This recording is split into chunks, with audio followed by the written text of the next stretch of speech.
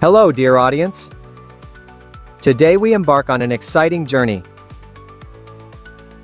The search for king crab, one of the world's most luxurious seafood delicacies.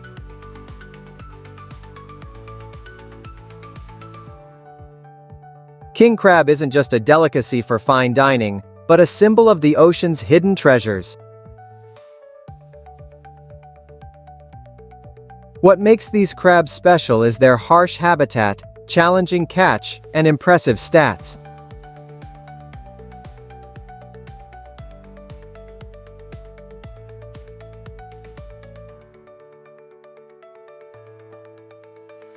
In Alaska's seas, a famous king crab region, over 20 million live in the cold, deep waters.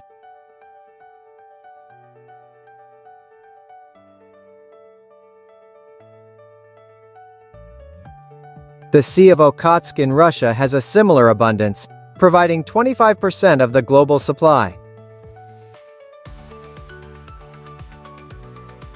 Annual king crab catch worldwide reaches 100 million pounds, equal to 11,000 African elephants.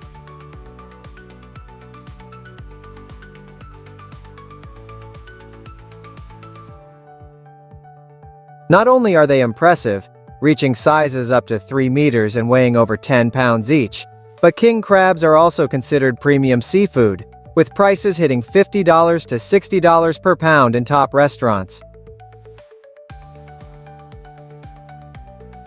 Their rarity and high economic value make them a prime target for brave fishermen in the world's coldest seas. But bringing home the highest quality king crab is no easy feat. Fishermen face massive waves, frigid weather, and the pressure of a short fishing season. Now let's board one of the sturdy fishing vessels to see how fishermen catch these precious crustaceans.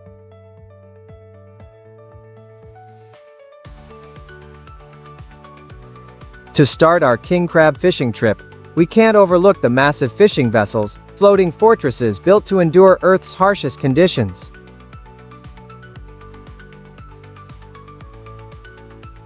In Alaskan waters, these vessels tower from 120 to 200 feet high, equivalent to 5 buses lined up end to end. They're equipped with advanced systems like GPS, weather radar, and large refrigerated holds to keep the catch fresh.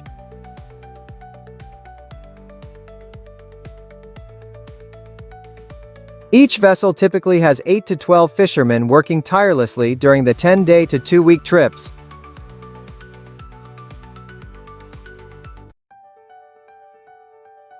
Roles are divided among the crew, from captain and engineers to those handling and sorting the crabs.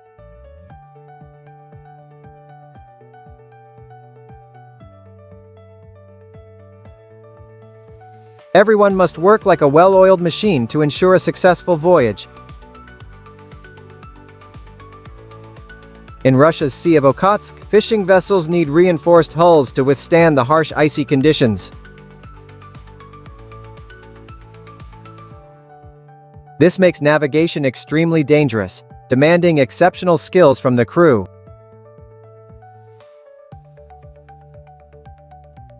In Norway, king crab fishing boats are smaller, designed to navigate narrow fjords with dense crab populations.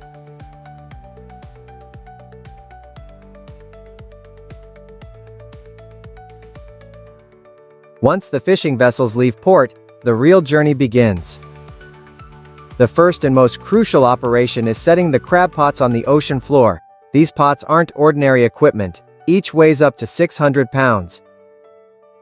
Made of reinforced steel, each pot costs up to $1,000.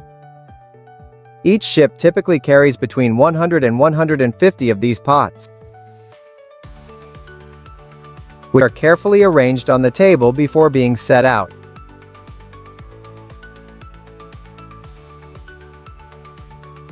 The bait is usually cod or skate, fish known for their strong scent that attracts crabs.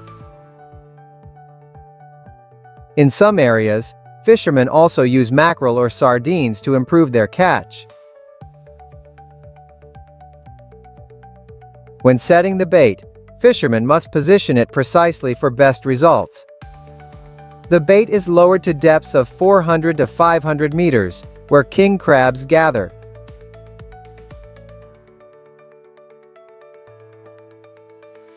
Buoys are attached to each bait line to locate them in rough weather.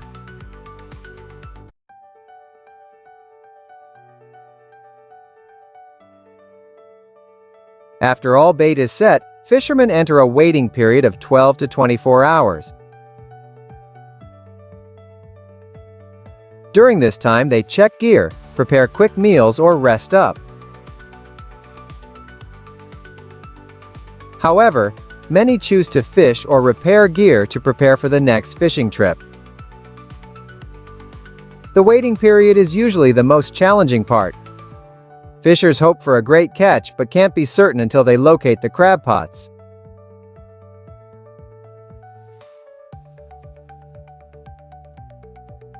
After hours of anticipation, the trip's most thrilling moment arrives: the crab hunt. This is the expedition's most dramatic part and determines its success or failure.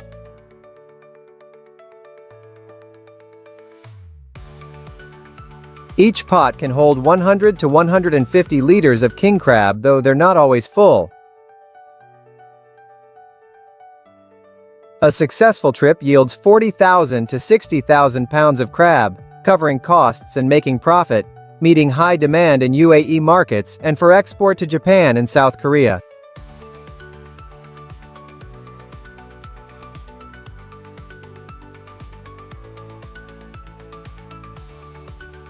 Fishing regions vary, creating significant differences in the king crab industry. Let's start with Alaska, where the Bering Sea offers the world's largest king crab harvest, accounting for over 70% of global supply.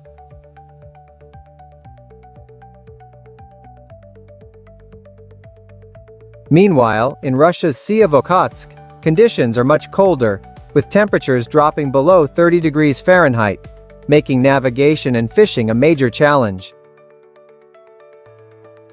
Fishing vessels here often break through ice to reach crab-rich areas, with an average catch of about 40,000 to 50,000 pounds of crab per season.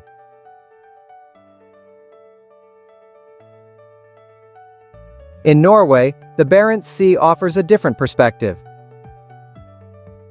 This region is known for larger king crabs, though its harvest isn't as significant as Alaska's or Russia's. Each vessel here typically catches about 20,000 to 30,000 pounds of crab per season. However, the economic value is higher due to European markets willing to pay premium prices. That said, if the total catch is under 30,000 pounds, it's a disaster, putting immense stress on both captain and crew. In regions like the Bering Sea, each pound of king crab can generate between $50 and $60 in revenue, but operating costs for a large fishing vessel can exceed $10,000 per day. Fishing regulations also play a crucial role in determining catch limits. In Alaska, the king crab season lasts only 2 to 3 weeks, with strict quotas for each vessel. Crabs below the size requirement, typically under 6.5 inches, must be released to preserve the resource.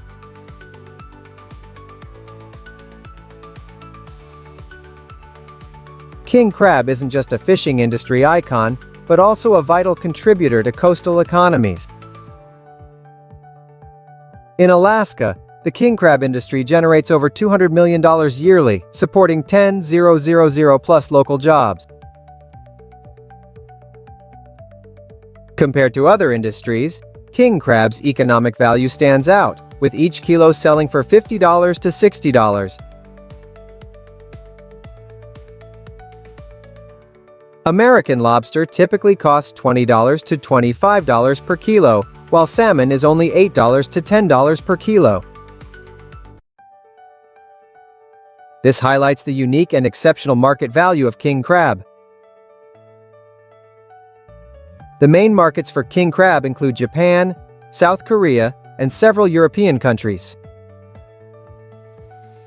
In Japan, king crab fetches the highest prices, sometimes reaching $100 per kilo in upscale restaurants.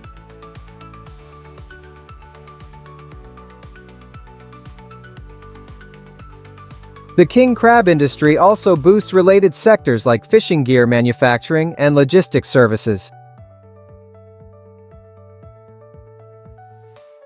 Each fishing season brings substantial income to fishers and supports coastal communities' sustainable growth.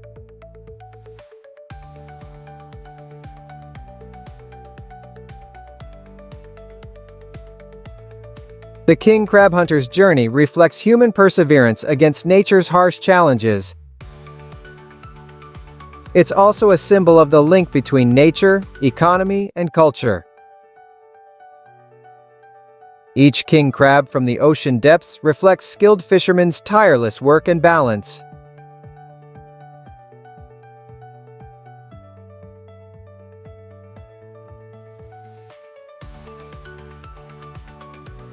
The impressive numbers, from hundreds of millions in economic value to thousands of jobs created, and the cultural diversity it represents, prove it's not just an industry, but a source of pride for coastal nations.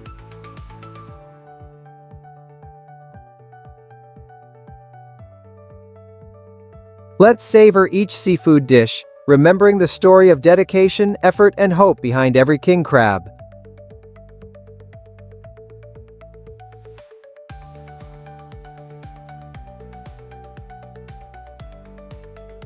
Fishermen's sea journeys are perilous, but the big catches make the wait worthwhile. These are prime fishing moments for the anglers. Before hunting, fishers watch for bird signs or small fish schools that king crabs often prey on. They use large nets and seines to encircle entire schools of fish. These can be hundreds of meters long and about 170 meters deep. Once cast, the net's mouth is pulled back like a giant bag, trapping the fish. This process usually takes several hours to complete. Finally, fishermen use a powerful crane to haul the net back and bring the fish closer.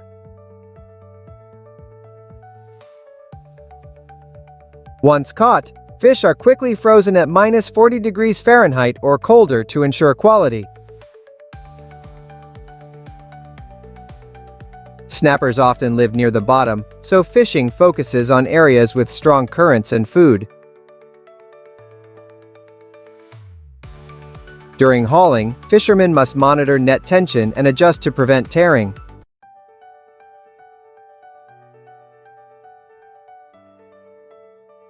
Care is taken not to damage the fish's skin or flesh, crucial for fresh fish export. Hauling in a catch takes time and requires strength. The catch is brought aboard using a modern crane system. To ensure quality, fish are immediately stored in cold storage at 32 to 35 degrees Fahrenheit.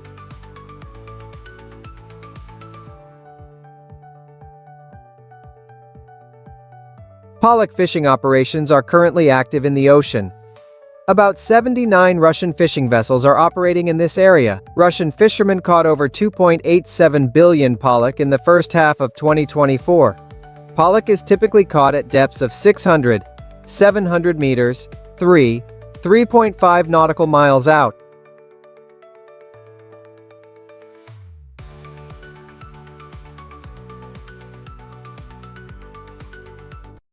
People fish in deeper waters, while schools of fish move along the bottom. They control nets on both sides to quickly and efficiently surround the fish. Pollock in the Barents Sea are often accompanied by crabfish. Fishermen must quickly separate crabs to ensure the best fish quality. Catching small fish is challenging, as they're hard to clean and process quickly. If left in the sun on deck too long, the fish will spoil. At this point, freezing is the ideal method.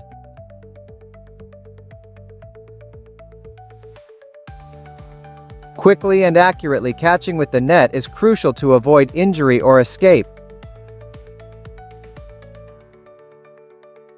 Modern trawlers use nets that comply with environmental protection regulations. Fishermen minimize bycatch of crab and other fish species. Small fish are stored cold without processing.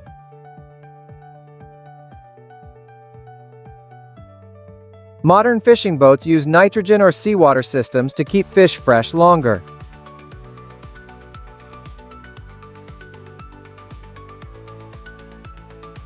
Global mackerel catch is about 8 billion, mainly from North Atlantic and Pacific.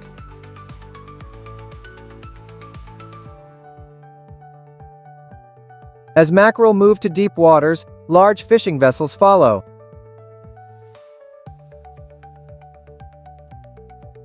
Fishing trips last a month, but fish quality is maintained. The global mackerel market may reach $1 million in 2023. Modern vessels and strict procedures drive mackerel fishing success.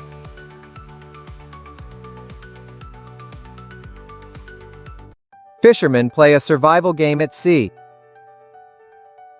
They locate tuna schools and set up large nets. Tuna swim into the nets unaware. By the time fishermen pull up the nets, it's too late. All the tuna will be on board. The tuna is pulled onto the ship through a box on a conveyor system. To ensure quality, the tuna is immediately stored in a freezer to keep the fish meat fresh. Fishermen have to go to sea for weeks in search of tuna schools. They move very fast and can swim long distances, making them hard to catch.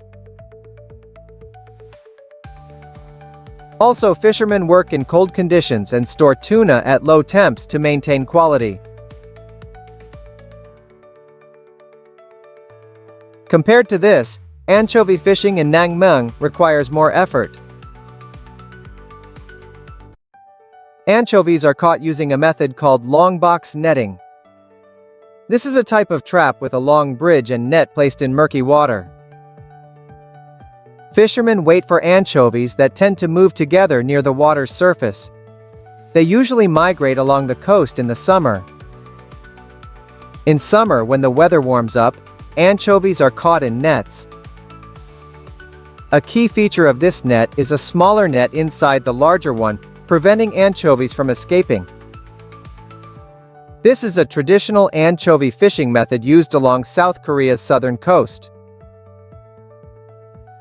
The Korean anchovy fishing season runs from October to March. During this time, the water temperature rises. Anchovies migrate to the West Sea, causing their numbers to peak. In 2023, South Korea caught an estimated 330 million pounds of anchovies. Fishermen use crane systems to transfer the anchovies onto the ship and into conveyor boxes. The anchovies are then processed and stored in cold water to maintain freshness. For successful trips, fishermen use large boats with GPS to locate anchovy schools.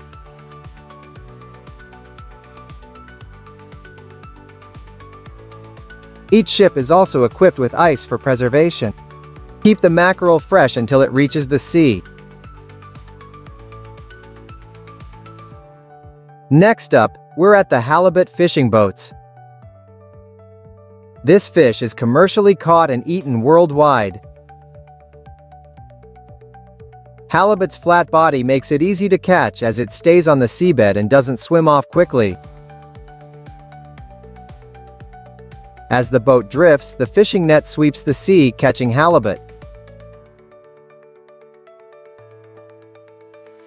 This method, however, also snares other sea creatures. Some areas limit fishing gear, like using regulated mesh sizes to reduce bycatch. Until next time. Taiwan's location is ideal for halibut migration, perfect for ocean halibut fishing.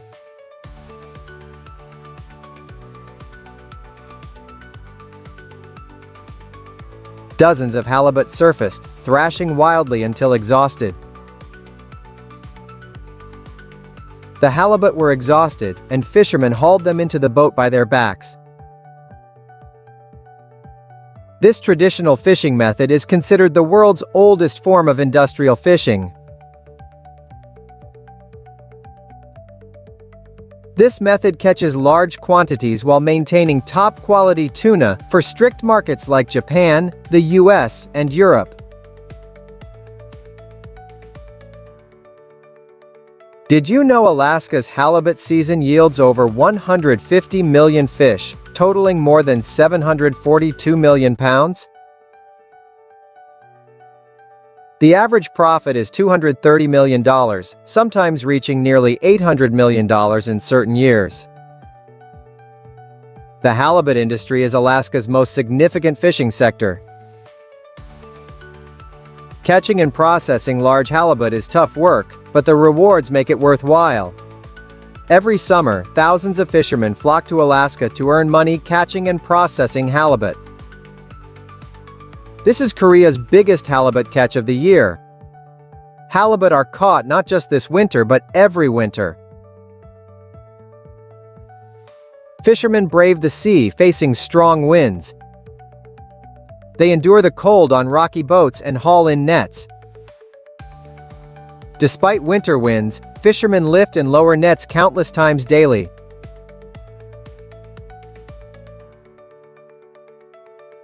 Quick netting ensures freshness, requiring many hands on deck.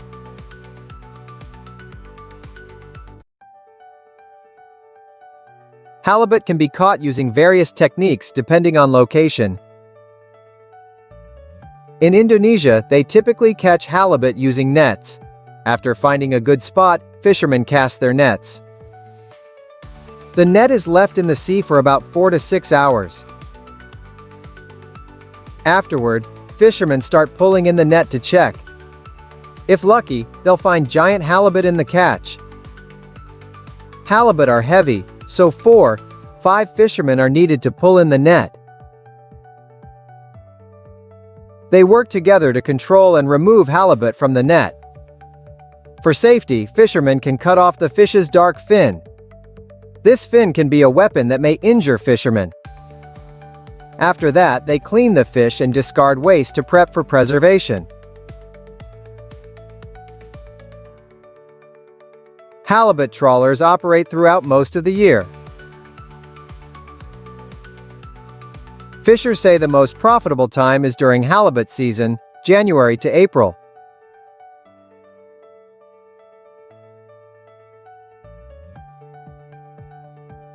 Modern tech and new fishing methods boost efficiency and sustainability. A 2-hour trawl can yield over 100 tons, depending on season and fish density. With hydraulic equipment, the total net operation time is under 30 minutes. This system quickly pulls the net, minimizes fish damage, and ensures quality. The fishing crew has been reduced from about 14 people to just 6. Longline fishing is one of Brazil's main fishing activities.